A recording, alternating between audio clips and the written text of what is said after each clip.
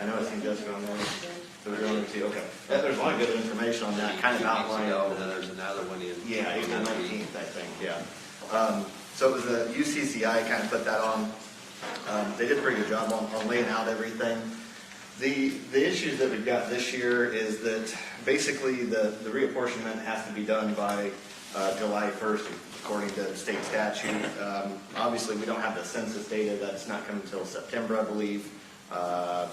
So there's kind of a conflict there. But as it stands now, the state law still says it has to be done by July 1st. And I believe they were kind of saying probably need to just get it done. Right.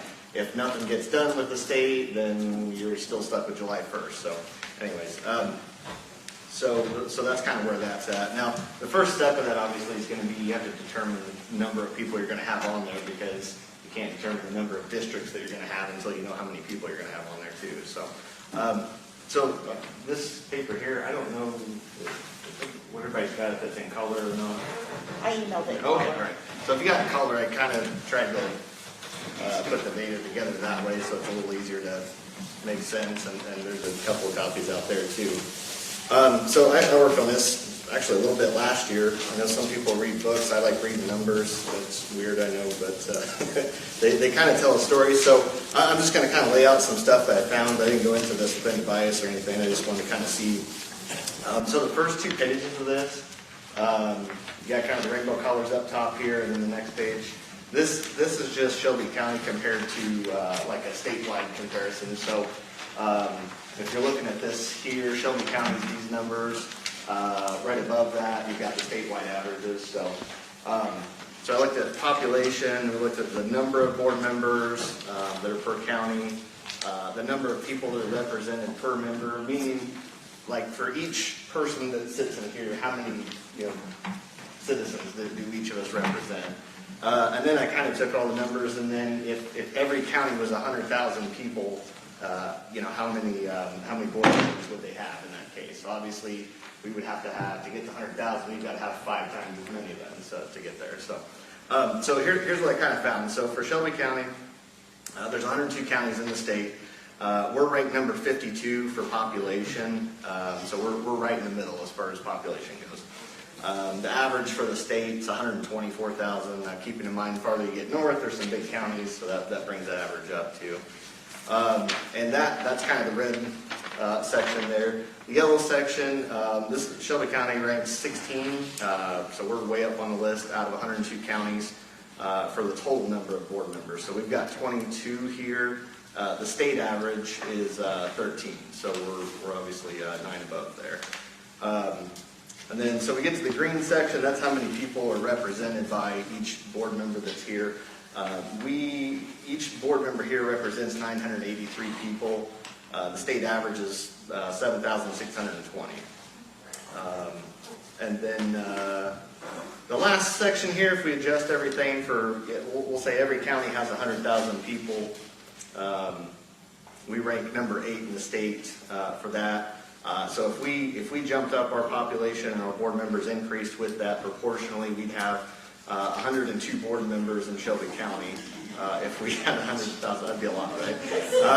So the state average is 48 if everything's adjusted that way. So we're double what the state average is. And then if you kind of go down on this, there's a couple of key things that kind of stood out to me that I noted. I looked at some of the counties right around this, and then looked at some of the bigger counties too. So Christian County, for example, keeping in mind we're at 21,000 here. Christian County is a little bigger. They're at 32,000. They have 16 seats there.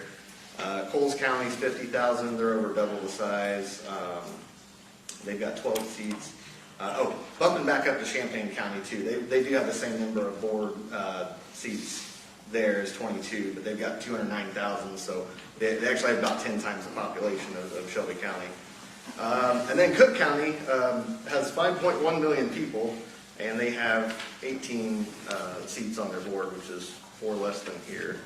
DuPage County is 922,000, so they're approaching 1 million people in that county, and they've got 17 seats. And then down the road, Effingham's 34,000. Well, I'll say Effingham's 34,000 as of the census data 10 years ago, so that very well may have jumped up. They've got 9 seats there. And that's pretty much that on the first page. The second page is just a few more things. Macon County's Decatur area's got 104,000 people there, and they've got 8 seats. Moultrie County, which that was, is that the one that you said was like the large? Okay. So that means basically when you go to vote, it says choose 9, I assume is how that would work in that case. They're still staggered. They still have staggered terms, but they're at large. 4 or 5 or something like that. Yeah. Oh, okay. Yeah, so Moultrie County is a little smaller than here, but they've got 9 seats though too. And some of the smaller counties, they're going to do where everybody kind of just elects, not districts, just because it might break down a little smaller. So anyway, that's all the statewide comparisons. And then if you jump, it kind of looks the same if you go to the next little rainbow page here too. This one is just Shelby County compared to, we need to throw out, the bigger counties, obviously 5 million, we're not, that's not going to compare to that.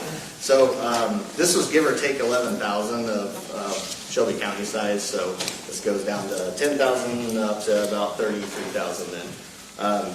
And the reason that I didn't specifically choose 11,000 is just that if you get, if you go to 8,000, whatever, there's a lot more on the lower side than there is on the higher side. There's kind of a jump between Shelby County, and then it kind of jumps up to 30. So I'm not sure why that is, but to get a little bit above and a little bit below to get those averages, I went 11,000 both directions then.